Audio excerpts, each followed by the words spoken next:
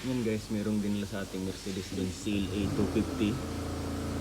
Ang kanyang problema, meron siyang misfiring sa number 4. No?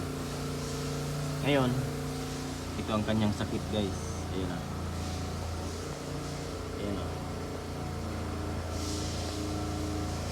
Yan, pinapasok ng tubig ang kanyang piston. Ano? CLA 250. Combustion number 4 misfire. Guys, magbababa tayo ng cylinder head ng Mercedes. Yan. Parehas lang to ng ano, CLA 45. Pero ano, mas madali-dali itong baklasin.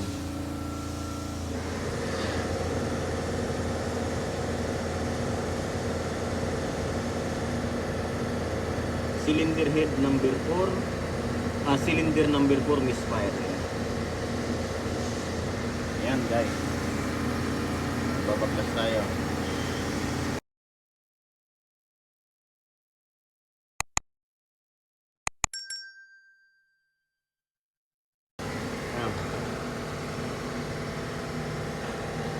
Ayan, ang oil nya may tubig. Ayan. Yun guys, tatanggalin natin ang kanyang turbo.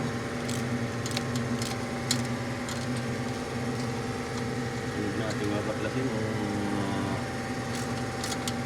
ano niya, accessories. Ayan ang high pressure pump.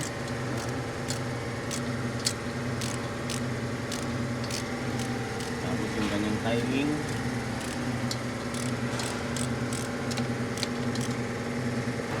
Tanggalin natin itong kanyang vacuum pump. Yan. Yan o, pinasok siya ng oil, ano? Yan ang tubig.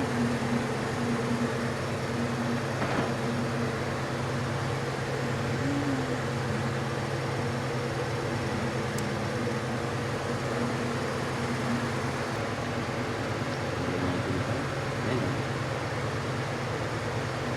Sa oil na. Oil na siya.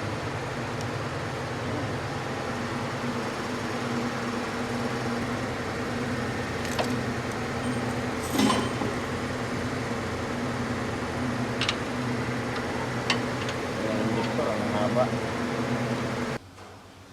Ayan, natanggalin natin ang mga bolts. Napalpag natin. Ayan natin ito. Ayan.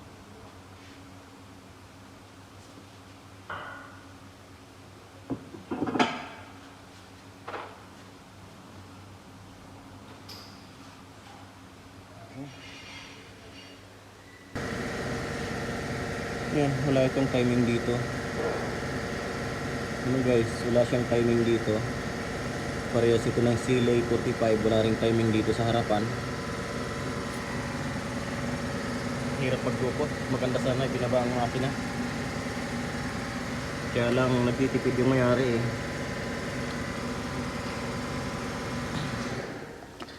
Pero kung binaba ang makina nito, ang ganda sana itong trabahuhin.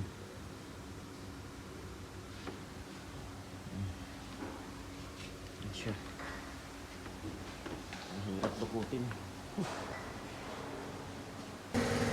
Yan guys, ang timing nito. Yan, nakikita nyo yung itim na yan. Yan, itim na yan na nasa gilid yan. Teka. Yan guys, ang kanyang timing ano yan. Yan. Hindi masyadong halata ano.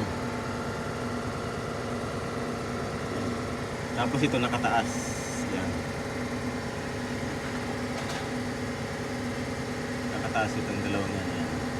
Kasi may timing guide na ginagamit dyan. Kasi ito dalawang dulo rin ganyan. Yan. Yan ang una niya guys. Yan guys, tatanggalin natin ang cover sa tensioner. Ito. Para matanggal natin ang tensioner niya. Ano? ingatan lang din ang pagtatanggal nito, baka masira.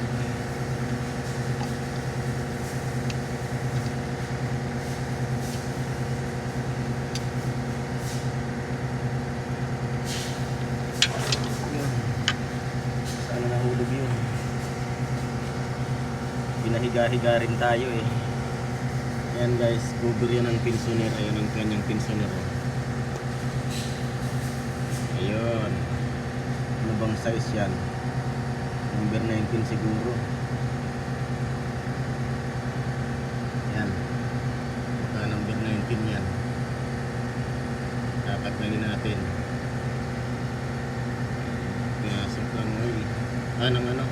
Itong tensioner niya, pinahirapan ako magpa-class. Ang hirap tanggalin, nakatago kasi at saka walang clearance. Yan. Yan guys, tatanggalin natin ang pin na yan, no? Ang pin na yan.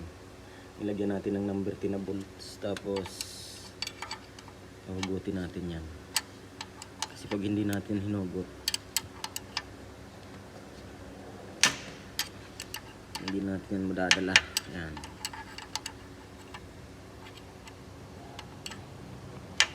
Tigas niyan eh. Hindi natin matatanggal ang timing pin. Yan.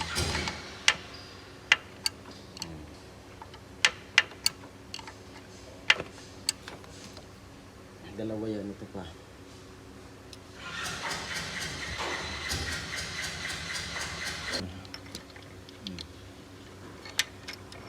May pin kasi yan eh.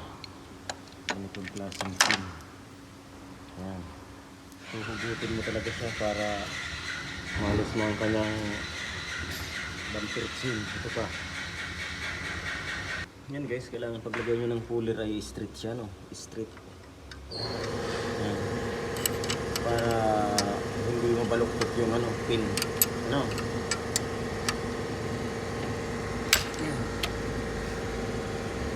Tigas, lumalagatik pagka hinumugot.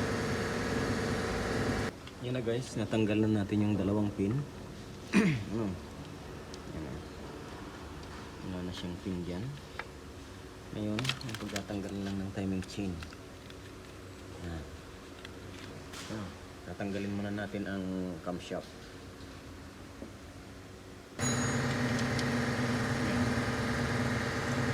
Tanggalin natin ito.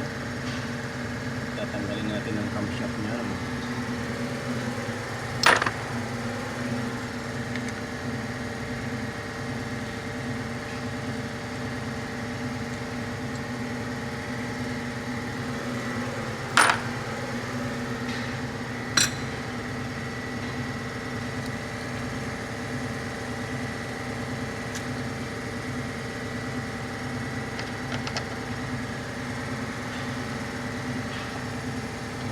Trabaho pag ganito.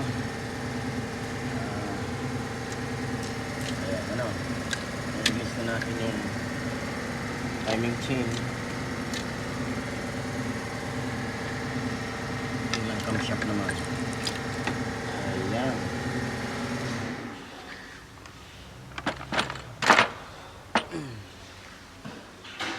Ito naman isa. I-release natin.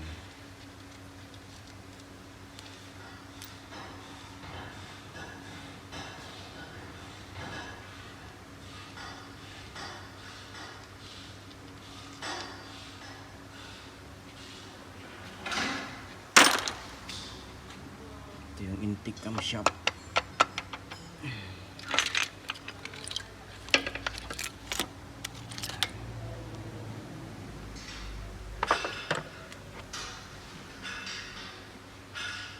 Yan na siya guys. Cylinder head lang. Tatanggalin natin ito lahat. Cylinder head, babaklasin natin. Yan guys. Tanggalin na natin.